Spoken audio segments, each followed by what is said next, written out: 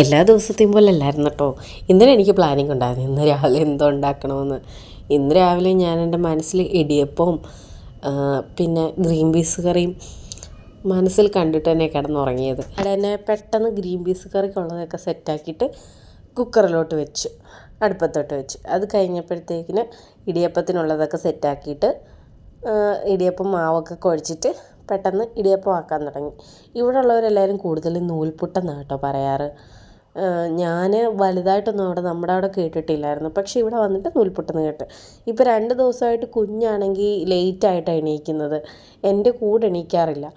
അല്ലെങ്കിൽ സാധാരണ ദിവസങ്ങളിൽ അവൾ നമ്മുടെ കൂടെ തന്നെ എണീക്കും, എന്നിട്ട് നമ്മുടെ കൂടെ തന്നെ ഇങ്ങനെ അവിടെ വോക്കറിൽ ഇങ്ങനെ കറങ്ങി നടക്കുന്നുണ്ടായിരിക്കും. അപ്പോൾ പെട്ടെന്ന് ഗ്രീൻ പീസ് കറി ആയി.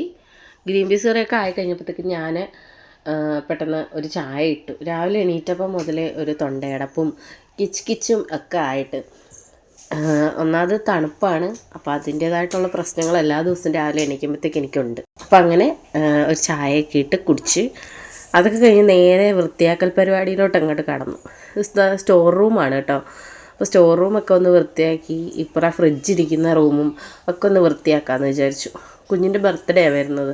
അപ്പോൾ ഇനി പെട്ടെന്ന് ഓടിപ്പിടിച്ച് ഞാൻ ഇതൊക്കെ ചെയ്യണ്ടല്ലോ എന്ന് കരുതിയിട്ട് നമ്മൾ ഇപ്പോഴേ അങ്ങോട്ട് ചെയ്തു തുടങ്ങാമെന്ന് കരുതി. അങ്ങനെ വൃത്തിയാക്കൽ പരിപാടികളൊക്കെ കഴിഞ്ഞപ്പോൾ സമയം 1 മണിയായി.